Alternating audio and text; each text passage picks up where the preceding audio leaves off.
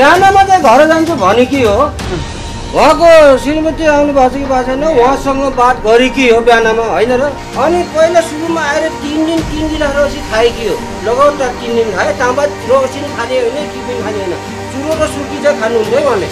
त्यही अरू खानुहुन्न त्यो साह्रै अति भएर मैले उहाँलाई बात गरेँ कि बाहिर केही तचर पो छ कि बा के पो छ कि भनेर उहाँसँग बात गरेँ भनेर यो फलामको काम आदि बुद्धि सिकिसकेको छ त्यसले त्यो मान्छेले फलामको काम पनि हो। यो बुट्टारी त्यही मान्छेले बनाएको हो। यो मान्छे हो यो बुट्टारी त्यति सिकिसकेको छ काम त्यो मान्छेले। केही त्यस्तो केही थिएन ऊ जुन भन्ने बोल्ने थिए मेन कुरा। अनि दाइ भन्छन् हजुर अति टिके हो कि बोल्ने यहाँ 27 गते आउनुभयो 2 गते जानुभयो भन्नु होला। 27, 28, 30 त्यो बेला 32, 16, 7, 8, 9 2 महिना 9 दिन यहाँ बस्नुभयो कि यो खाटमा सुत्नु। यो खाटमा एकजना यसमा एकजना यसमा। यहाँ सुत्ने मान्छे कहाँ छ? साइडमा बस्छ। के नामको मान्छे यहाँ? अघि सूर्यबहादुर कुनमाको मान्छे।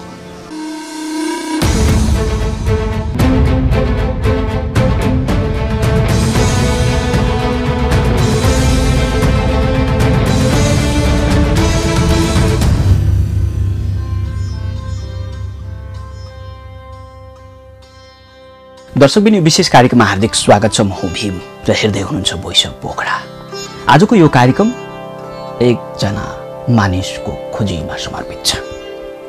पश्चिम बागलुङको तमान खोला गाउँपालिका वडा नम्बर 3 का 32 वर्षीय उदयम बुढा मगर यही असाढको 2 गतेदेखि बेखबर छन्, बेपत्ता छन्। उनको स्थिति आजसम्म कसैलाई थाहा छैन। उनको स्थितिका बारेमा उनी जान्दछन् तर उनको परिवार जान्दैन, उनको समाज जान्दैन, उनका आफन्तहरू जान्दैन र उनले काम गर्ने कम्पनीको कुनै पनि व्यक्ति जान्दैन। त्यसकारण उनी बेखबर छन् र उनी बेपत्ता छन्। उनको खोजीका खातिर उनको परिवार पश्चिम बागलुङको तमानबाट पोखरा आइपुगेको छ। प्रहरीमा निवेदन दिएको छ। खोजी कार्य जारी छ। फेरि पनि उनी बेखबर छन्।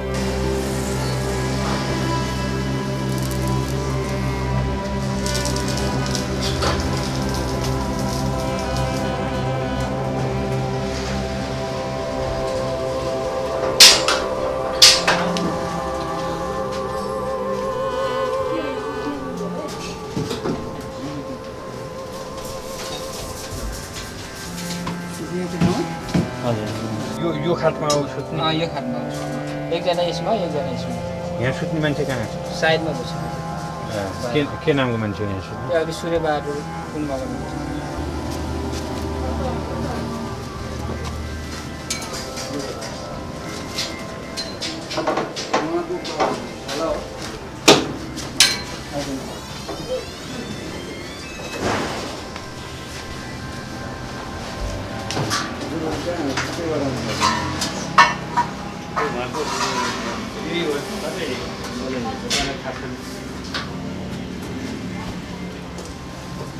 डायरी पनि यही छ। डायरी त्यही होला।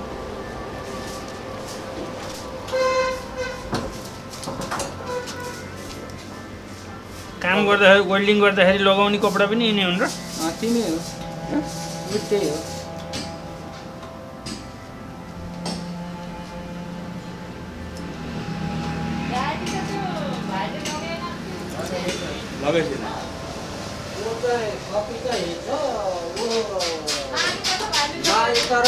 उहाँको डकुमेन्ट चाहिँ उहाँले लगेर जानुभएको छ।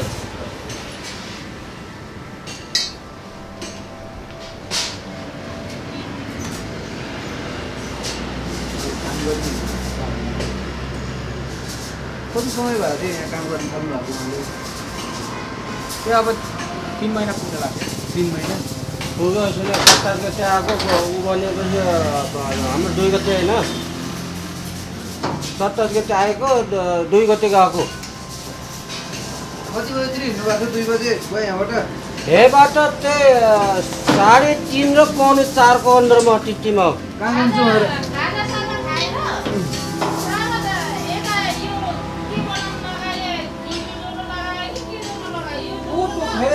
यसो उतो फेरेम ज्वरो भाइ भनेको नजरे गएको क्या उतो फेरेम कहाँ जान्छु भनेर गएको अब यो ठाउँ जान्छु ऊ ठाउँ जान्छु हामीलाई के थाहा केही भनेन नै पोखराको पन्थी डेरीमा समेत उनले काम गरेका थिए। त्यसपछि उनी पोखराको बागलुङ बस पार्क स्थित हिमालयन इन्जिनियरिङ मेटल वर्कसपमा विगत 2 महिनादेखि काम गरिरहेका थिए। दिनभरि झरी परिरहेको थियो। 3 बजेतिरको कुरा होला। उनका कम्पनीका मालिक भन्छन् उदिन आँखा छलेर निस्कियो, तर कहाँ गयो त्यसका बारेमा हामी पनि बेखबर छौँ। शालीन मान्छे, धेरै नबोल्ने मान्छे, केवल बोलाउँदा हजुर मात्र भन्ने मान्छे आज यसरी बेखबर भन्दा उनको परिवारमा चिन्ता थोपरिएको छ। उनका 2वटा बच्चाहरू छन्। श्रीमती र मामा सँगै उनका केही आफन्तहरू जिपर्काको गेट अगाडि आफ्नो निवेदन दिए पश्चात पर्खिरहेका देखिन्थे। बिहानमा चाहिँ घर जान्छु भने के हो उहाँको श्रीमती आउनु भएको छ कि भएको छैन उहाँसँग बात गरेकी हो बिहानमा होइन र बिहानमा बात गरेकी हो। उहाँले के भन्नु भने लकडाउन खोलेपछि आउने भन्ने कुरा गर्नुभयो उहाँले पनि।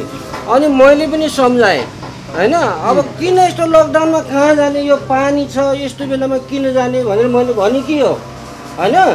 अनि उहाँले फेरि उहाँले के भन्नु भने तपाईँले सम्झाउनुहोस् दाइ मैले सम्झाउँछु भनेर मैले धेरै सम्झाएको हो कि तपाईँले सम्झाउनु भएको हजुर। यो लकडाउन छ कहाँ जाने त्यस्तो झडी त्यो बेला 3 दिनको झडी थियो त्यो साह्रै अति भएर मैले उहाँलाई बात गरेँ कि बाहिर केही टचर पो छ कि बा के पो छ कि भनेर उहाँसँग बात गरेँ मैले।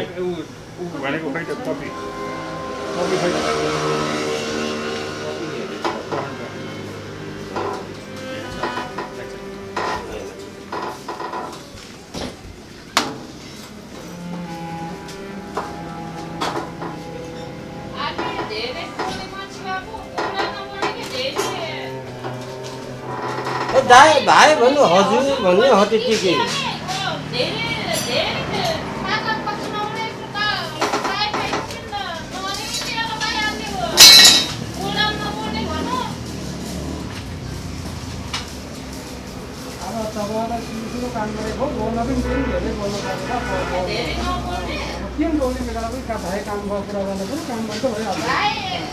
होइन भएन पाचाङ पचाङ अरू साथी पनि होइन कि बोल्ने।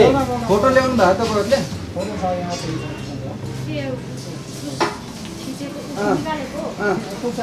मोबाइलमा छ त्यो मोबाइल पर पठाइदिएर त्यो यहाँ त्यो कसको तपाईँको मोबाइलबाट फोन गरे हो त्यो टेलमा होइन।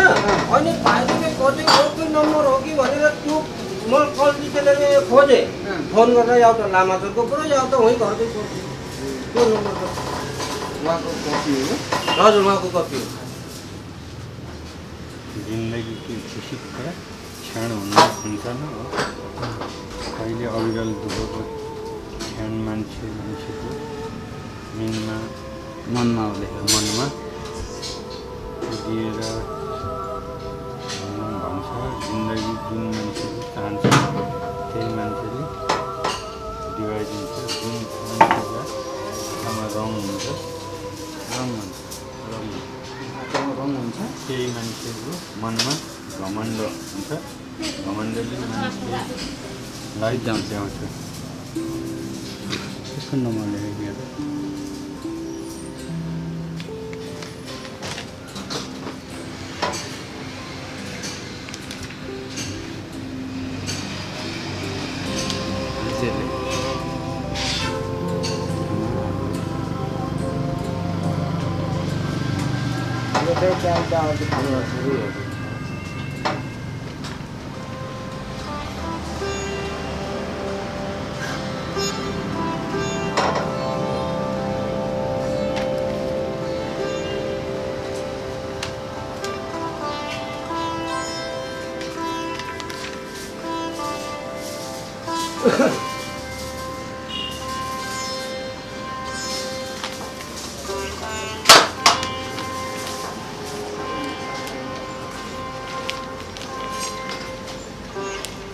आजको यो कार्यक्रममा मैले उदिमले काम गर्ने कम्पनीको वस्तुस्थिति, त्यहाँको अवस्था के छ, उनले के काम गर्थे, कस्तो ठाउँमा बस्थे र उनको स्वभाव कस्तो थियो, यो बारेमा म तपाईलाई जानकारी दिन्छु। कम्पनीका मालिक र त्यहाँ सम्बन्धित अरू सरकारवालाहरू पनि छन्। उनको झोला सिवाय केही भेटिएको छैन। उनको डायरीमा त्यस्तो प्रमाण खोल्ने, त्यस्तो थप अनुसन्धानका निमित्त सहयोग पुग्ने कुनै चिज भेटिएको छैन। फेरि पनि परिवारले उनको खोजी गरिरहेको छ, प्रहरीले उनको खोजी गरिरहेको छ भनिरहेका छन्। कम्पनीका मानिसहरूले पनि हामीले बुझिरहेका छौँ र म पनि भन्छु हामीले पनि उदिमको खोजी गरिरहेका छौँ। खैर, उदिम सकुशल भेटिनेछन्, हामी यही आशा गरिरहेका छौँ।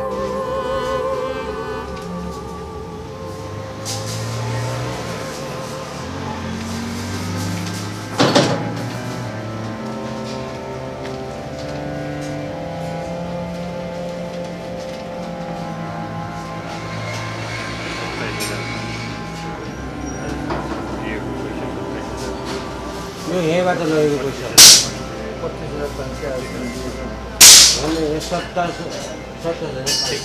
यहीँबाट लगेको पैसा हो।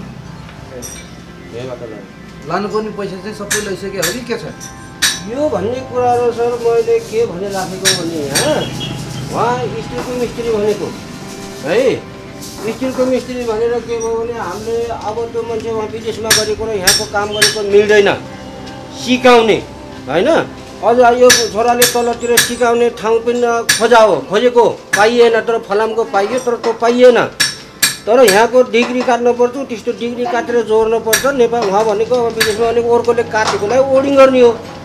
अनि यहाँ भएर त्यो भनेर पहिला के भन्ने हो भने 3-4 दिन त यसले त्यत्तिकै दुलायो उसले त्यो अब स्टिलको काम सिकाउने भनेर के अब देखाउनु पर्यो डिग्री कसरी काट्ने, यस्ता उता गर्ने काट्ने भनेर 3-4 दिन यसले घुमाइके हो।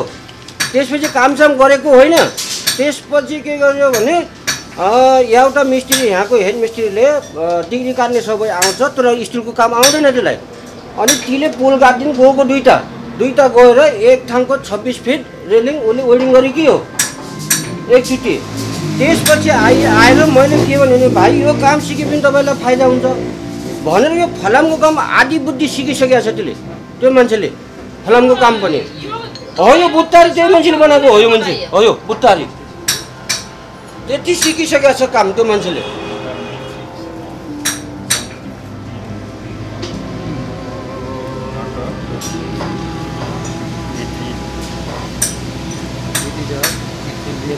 Actually,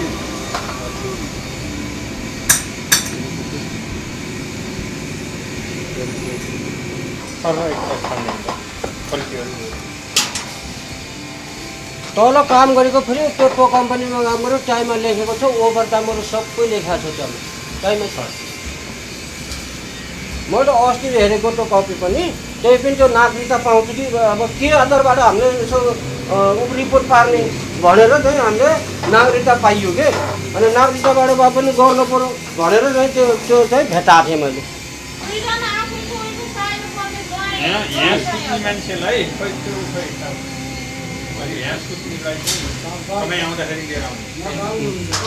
हजुर म बाबा केही त्यस्तो केही थिएन थियो। ऊ जुन भन्ने बोल्दै थिए मेन कुरा। अनि दाइ भन्छन् हजुर त्यति के हो कि बोल्ने।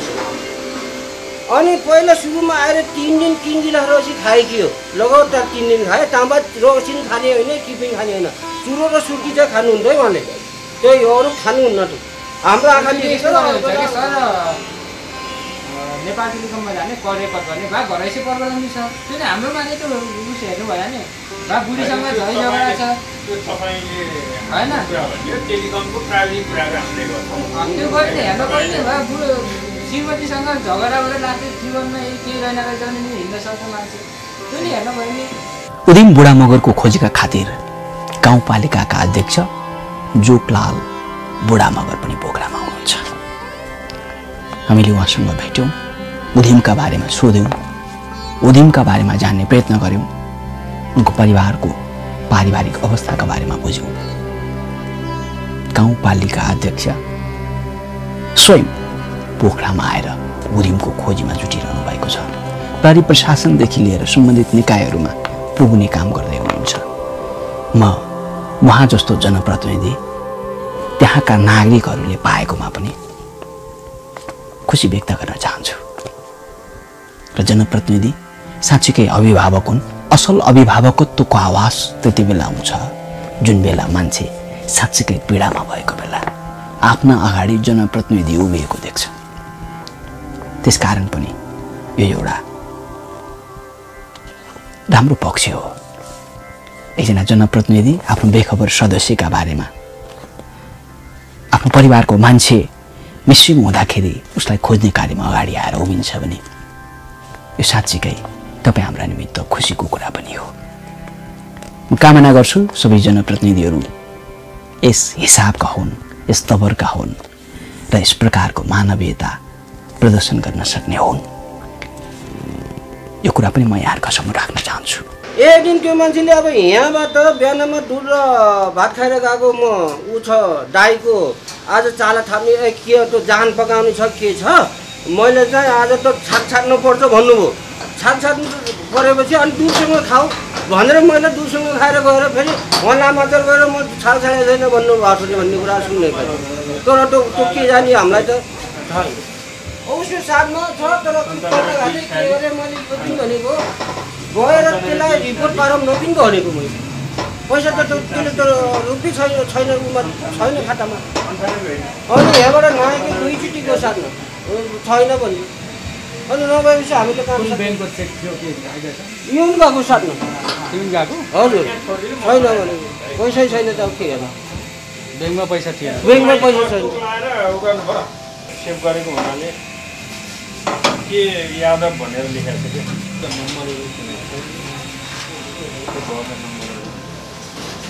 होइन बिगारेर के भने यहाँको एउटा मिस्त्री नम्बर मोबाइल पनि दिएको हो कि त्यो मोबाइल फिर्ता गरिदियो मोबाइल पनि दियो 2 दिन अगाडि फिर्ता गरिदिएको मोबाइल। यहाँबाट एउटा सानो मोबाइल थियो एउटा मिस्त्रीको, उसले नयाँ मोबाइल किन्यो लौटा यो चलाऊ भनेर दिएको थियो, त्यो पनि फिर्ता गरिदियो। यति काम भनेको पुरै गर्न पाइएन के, एक ठाउँ गरियो अलि र भन्ने कुरो भयो है। अब हामीले त अब अर्को स्टिलको उसलाई ठेक्कामा दिन्छ काम दुनियाँ गरिराखेको छ हाम्रो त, ऊ अलिकति रफ हो भन्ने कुरो भएको हो। अनि अर्को ठाउँ कोलकाता गाडी हिँड्यो, त्यही त यहाँ 27 गते आउनुभयो 2 गते जानुभयो भन्नु होला। 27, 28, 30 त्यो बेला 32, 16, 7, 8, 9 2 महिना 9 दिन यहाँ बस्नुभयो कि 2 महिना 9 दिन चाहिँ यहाँ काम गर्नुभयो भने काम त तपाईँको कहिले गर्यो कहिले नगर्यो त आफ्नो ठाउँमा छ। तपाईँको यो पछाडि कस्तो जग्गा यो कस्तो हो तपाईँको आफ्नै हो कि यो भाडामा हो नि बाउलुङ पर्ने हो। टोल छैन खै यो टोल हामीलाई थाहा छैन। 2 महिना 1 दिन चाहिँ त्यो मान्छे लानुपर्छ काम गरिकियो कि कहिले यता गर्यो कहिले उता गर्यो। अब बाउलुङ त कतिसम्म कति उमर त बाउलुङ त छैन। अब कुनै उसले सुनेछ अनि मलाई के भन्छ नि म भिड सुत्छु दाइ पनि भन्छ अरे सुतेन पनि भने मैले भिड हुन्छ के कोठा अब भिड सुतेन भनेको मैले अनि त्यस्तो सुने हो रे सुनि मलाई भन्थ्यो कि उहाँ म भिड सुत्छु भन्थ्यो तँ सुने रहेछ नि र तँ रहेछ मलाई के थाहा अब भन्ने भन्ने भएको हुन्छ। यो घर कस्तो यो उतापट्टिको कस्तो के हो यो होटेल हो के होटल हो कस्तो होटल के होटल लेखेको सानो खाजा गरेको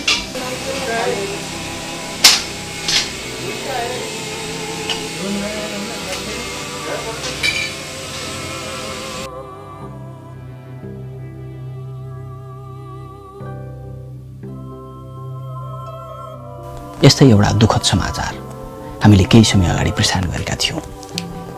बागलुङको धोरपाटे नगरपालिका पुरकोटका 28 वर्षीय धनबहादुर घरती जो पोखराबाटै बेपत्ता बनेका थिए र उनी अहिलेसम्म पनि सम्पर्कमा आएका छैनन्। श्रीमतीको गण्डकी मेडिकल कलेजमा उपचार हुँदै थियो तर श्रीमतीलाई अस्पताल छोडेर उनी एकाएक गायब भएका थिए र त्यसपछि उनी न परिवारको सम्पर्कमा छन् न आफन्तको सम्पर्कमा छन् न अरू कोही चिने जानेका व्यक्तिको सम्पर्कमा छन्। उनी आजसम्म बेखबर छन् र उनको स्थिति अज्ञात छ। यस सम्बन्धमा पनि हामीले उनको प्रतीक्षा गरिरहेका छौँ। उनी अहिलेसम्म फर्केर आएका छैनन्। कामना गर्छु सकुशल उनी सम्पर्कमा आउनेछन् र हामीले उनको उज्यालो अनुहार फेरि देख्न पाउनेछौँ। र यो भिडियो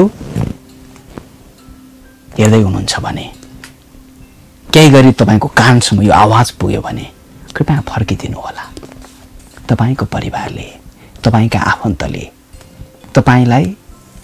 तपाईँ बेपत्ता भएकै समयदेखि बेग्र प्रतीक्षा गरिरहनु भएको छ, पर्खिरहनु भएको छ। तपाईँ आइदिनु भयो भने त्यो परिवारले साँच्चीकै संसार जितेको अनुभूति गर्नेछ। धनबहादुरको मात्रै केस होइन, उदिमको केसमा पनि यही हो। मैले अघि भर्खरै एउटा समाचार पनि पढेको थिएँ। गलकोटमा पनि एकजना बुवा बेपत्ता हुनुहुन्छ अरे 10 गतेबाट, असाढको 10 गतेबाट। हराएका, बेखबर बनेका ती परिवारका सदस्यहरूले साँच्चीकै प्रतीक्षा गरिरहेका छन्।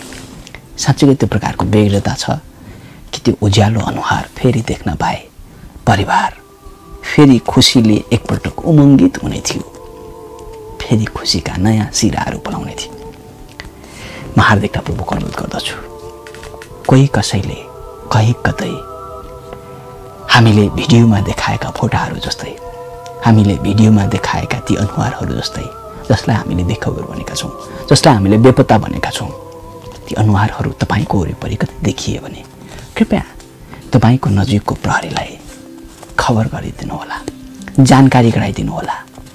हामी मानिसहरू एकले अर्काको दुःखमा, एकले अर्काको रोदनमा, एकले अर्काको पीडामा साथ दिन सकेनौँ भने, त्यो मानवीयता प्रकट गर्न सकेनौँ भने हामी सच्चा मानव हुन सक्दैनौँ।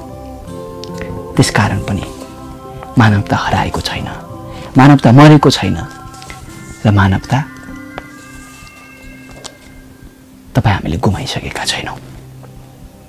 अपेक्षा लिन्छु, आशा गर्छु र विश्वास गर्छु यी बेपत्ताहरू फर्केर आउनेछन्, यी बेखबरहरू खबरित हुनेछन् र हामीले उनको अवस्था पक्कै पनि जान्न पाउनेछौँ। लामो बोले, म क्षमा माग्छु र कार्यक्रमको बिट मार्छु। बिदा पाऊँ। नमस्ते।